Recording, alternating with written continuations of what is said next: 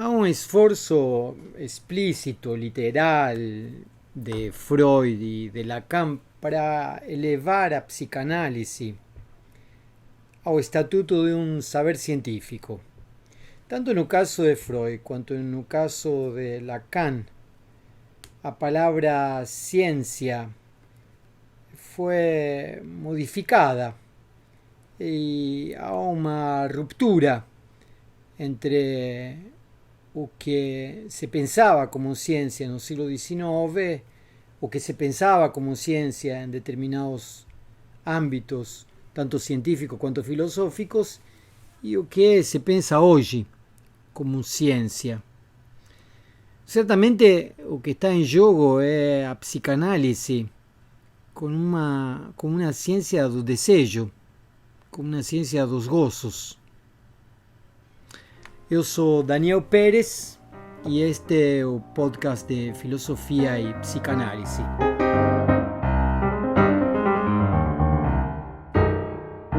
Certamente Freud mostrou que a psicanálise era uma novidade que vinha de alguma forma a destituir o lugar de reinado que o sujeito da consciência tinha sobre si. Não se tratava de uma nova filosofia da mente, tampouco era uma prática médica, embora Freud nunca tenha renunciado, pelo menos por vontade própria, a apresentar suas descobertas na sociedade de médicos, nem evitado as citações filosóficas, a não ser para não ficar muito parecido com Nietzsche. O empreendimento psicanalítico buscava constituir-se como terapia em relação às neuroses histéricas e obsessivas, e também como uma reflexão da cultura. O saber psicanalítico seria um tratamento das neuroses e um modo de compreender o desenvolvimento da civilização e dos produtos da cultura. É o uso que hoje damos à psicanálise na clínica, nos meios de comunicação e na universidade. Os psicanalistas desenvolvem diferentes modos nos quais a psicanálise se aplica ao tratamento clínico em cada caso, entendendo a cura, o tratamento, o trabalho de diversos modos. Também há críticos literários que elaboram trabalhos de análise sobre textos onde procuram articular o que vem do inconsciente entre a escrita e o autor da escrita. O uso clínico e universitário do saber psicanalítico é tão contemporâneo nosso quanto seu próprio questionamento. Isto faz com que o estatuto da psicanálise não cesse de ser interrogado dentro e fora das instituições analíticas o tempo todo.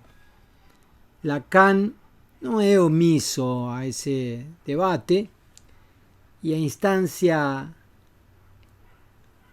com relação à cientificidade da psicanálise aparece na forma de uma aproximação com a lógica e com a matemática, no caso de Lacan. Se na primeira tentativa, na tentativa de Freud, se buscava uma ciência da natureza, Freud é explícito em definir a psicanálise como uma ciência da natureza. Na segunda tentativa de Lacan, se procura uma formalização sobre modos das fórmulas, matemas e grafos. Este será o novo modo de articular aquilo que Freud tentava construir com uma linguagem que passava da literatura ao fisicalismo. Entretanto, do mesmo modo que os epistemólogos do início do século XX denunciaban a forma e os critérios não científicos da psicanálise, qualquer matemático hoje podría decir que aquello que aparece en los seminarios de Lacan y en los escritos de Lacan nada tiene a ver con o que eles entendem por formalização. Y todos tenían razón. La psicanálisis no podía ser una ciencia de la naturaleza como no puede ser un modo de matemática. Entre tanto, Freud y Lacan establecen una diferencia que está para além da escolha do modelo de cientificidade, para algunos epistemólogos mal sucedida. ¿No te moviste mucho? No. Por un lado, con a noção de pulsão, o impulso, trieb, às vezes traduzido como instinto, Freud tinha em suas mãos um elemento que exigia a deconstrução da relação de oposição entre mente e corpo. Tal dicotomia não se sustenta em uma abordagem psicanalítica o, dito desde outra perspectiva, não há como colocar a psicanálise no interior de uma epistemologia pautada por aquela dicotomia mente-corpo, sino apenas como um equívoco, como uma falsa ciência, como uma pseudociência. É o modo como procederam Popper e seus seguidores. Que é uma pulsão? O que é uma pulsão? Não se trata de um instinto. Também não é um fenômeno da consciência. Seria acaso uma hipótese? Como testar as proposições da psicanálise? Por outro lado, a busca de formas, fórmulas, formalizações, grafos, matemas, interpretações filosóficas, permitiu a Lacan organizar as condições de possibilidade de aquilo que entendemos por desejo, estruturar o circuito pulsional e compreender a experiência analítica, a experiência de tratamento das neuroses como uma experiência ética. Assim, uma psicanálise não deveria ser entendida como um saber ôntico ou de uma região doente, tal como seria o caso de uma metafísica ou uma ciência particular como a medicina, a psicologia ou a matemática. Uma psicanálise compreende-se como uma ética, como uma experiência da relação do sujeito com o próprio desejo e com as barreiras que o interditam, que separam. Neste sentido, é preciso deconstruir outra dicotomia, nomeada como ôntico-ético, e reconstruir o sentido no qual podemos falar das condições de possibilidade do desejo e de uma ética do desejo. Quer dizer que, assim como devemos deconstruir a relação mente-corpo, também devemos desconstruir a relação ôntico-ético, ser-dever ser, para poder restabelecer as condições de possibilidade do sujeito em relação com o desejo e com as barreiras que o interditam, questão, obviamente, da psicanálise. Então, quer dizer que, para poder pensar epistemologicamente a psicanálise como uma ciência, se exige que previamente possamos desmontar, desconstruir as dicotomias, os binômios que sustentam a base do que epistemológica do que se entendia como ciência na época do próprio Freud e também na época de Lacan. Embora Freud tenha recorrido a mitos para poder explicar aquilo que no tiene referencia empírica ni demostración argumental, repitiendo una estrategia platónica. Freud no é o primeiro en recurrir a mitos para dar conta de uma tensão, como dice Levi-Strauss. Já Platón fazia isso. O que estaba en jogo en cada caso, especialmente en un momento en que Freud recurre ao Édipo, por exemplo, era mostrar uma estrutura que permitisse dar conta do funcionamento de fenómenos ou manifestações sintomáticas que se encontram na clínica. Em Levi-Strauss, o mito não é propriamente uma explicação.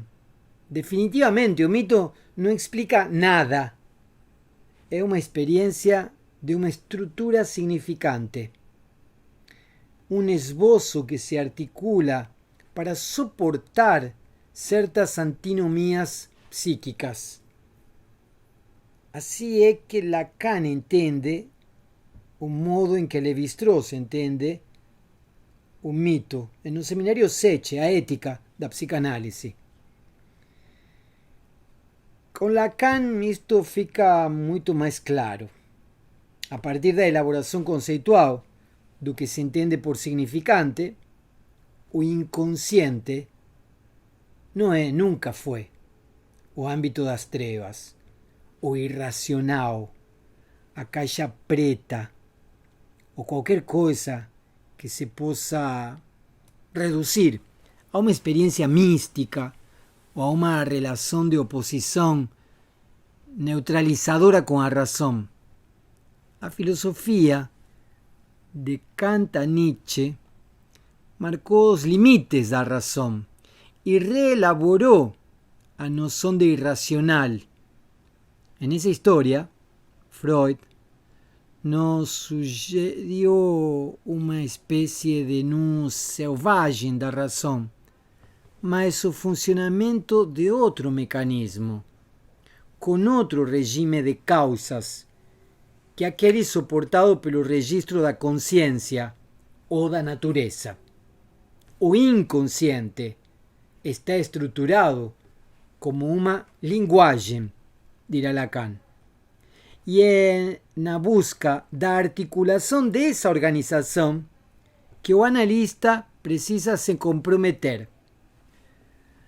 Não se trata de um semblante, de um silêncio ou de um falar qualquer coisa.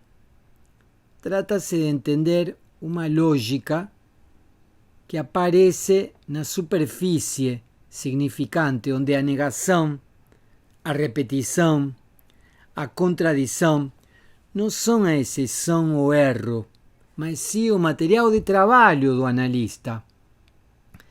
Se formos estabelecer uma tradição, poderíamos dizer que assim como Newton conseguiu apresentar as condições de possibilidade do que poderia regular o movimento dos planetas, assim também Freud e Lacan apresentariam as condições de possibilidade de aquilo que permite entender as manifestações inconscientes,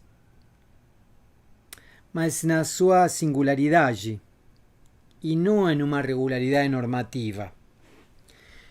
Porém, Lacan, em vez de recorrer a mitos, em vez de percorrer mitos, modela construindo esboços de aparelhos em relação com a linguagem e com aquilo que ela não alcança. Assim, o aparelho do psiquismo humano dispõe-se a partir dos registros do real, do simbólico e do imaginário. Registros estes que permitem trabalhar a relação do sujeito com o desejo como experiência ética. É assim que Lacan chama aquilo que está no próprio princípio de entrada na psicanálise. quando traduz e explica a frase freudiana "Wo es wahr, soll ich werden?". Lacan formula a pergunta que deve ser atravessada no início da análise pelo paciente. Wo es wahr, soll ich werden? Pode ser traduzido como onde isso era, o eu deve advir. Lacan dice que o paciente, no início da análise, atravessa a pergunta: deve ele submeter-se ou não ao imperativo superior, paradoxal e mórbido, semi-inconsciente, e que, além do mais, revela-se cada vez mais em sua instância, na medida em que a descoberta analítica progride e que o paciente vê que se enveredou sua vida. A pergunta pelo deve não se resolve numa ética do dever, muito menos em uma ética da prudência ou da utilidade. Com Lacan podemos ver o alcance e o limite que aparece em Kant, em Aristóteles e no utilitarismo. Em todos esses modos de determinação do agir, alcançamos um bem, em todos os sentidos possíveis. Em definitivo, uma coisa. Mas Lacan chama a atenção para aquela coisa, com maiúsculo, das Ding, resgatando o termo em alemão, que é condição de possibilidade. Essa coisa, então, que é condição de possibilidade de que qualquer coisa ou bem da realidade do sujeito venha a aparecer como coisa, o bem. A coisa, com maiúsculo, anterior a qualquer coisa, objeto, rememora Freud, mas também rememora a Martin Heidegger. Lacan dice: algo se organiza em torno de um vazio. Este Das Ding en Lacan parecería ser algo que nunca esteve.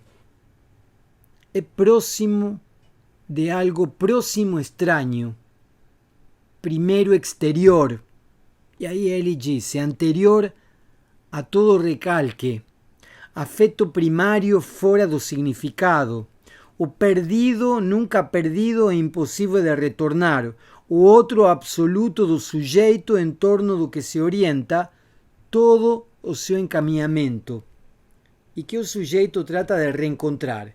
Esse Das Ding, essa coisa que nunca aconteceu, que nunca esteve, mas que de algum modo o sujeito, ao qual o sujeito tenta retornar, e nessa tentativa encontra outra coisa.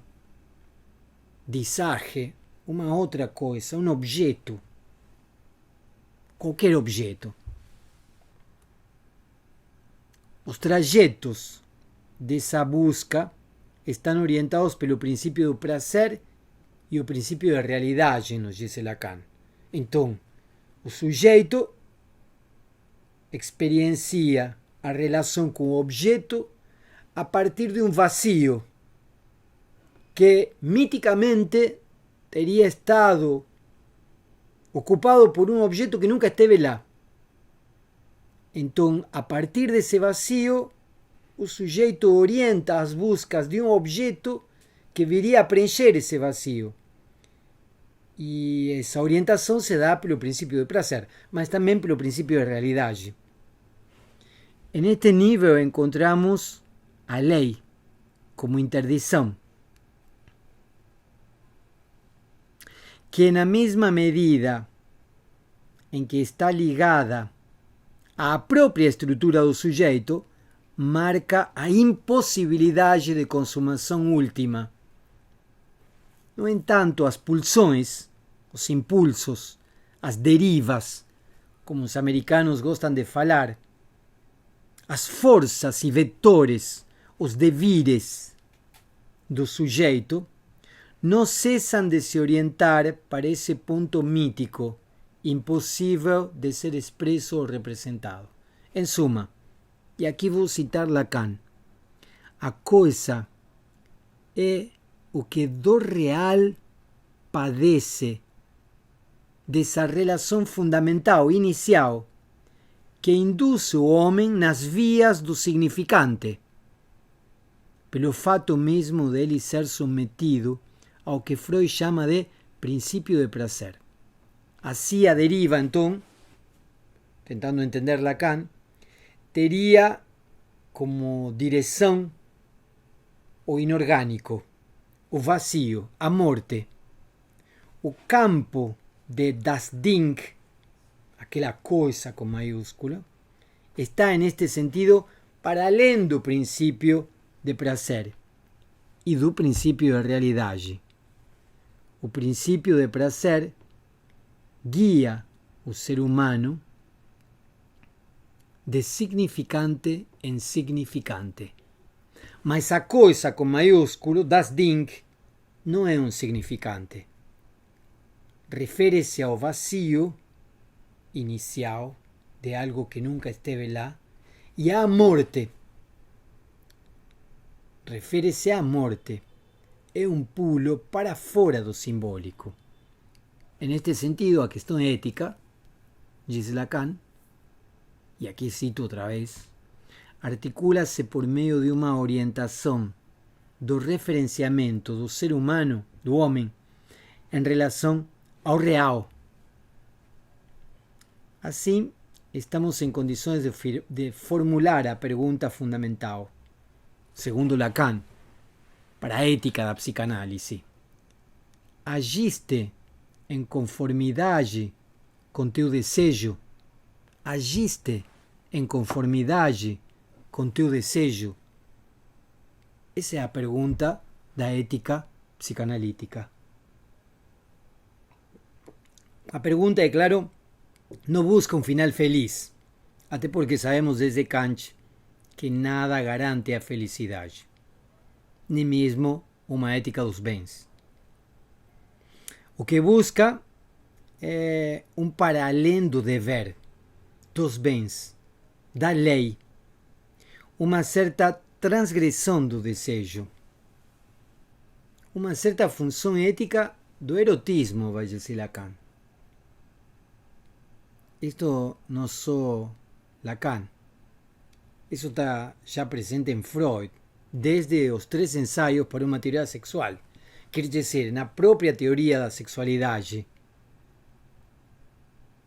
que de algum modo está na base da psicanálise, já está, poderíamos dizer, essa pergunta: agiste em conformidade com teu desejo?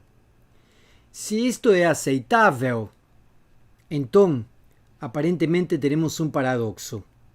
Na medida em que ficamos para aquém da lei e dos deveres do superior, estamos retidos nas vias do nosso desejo.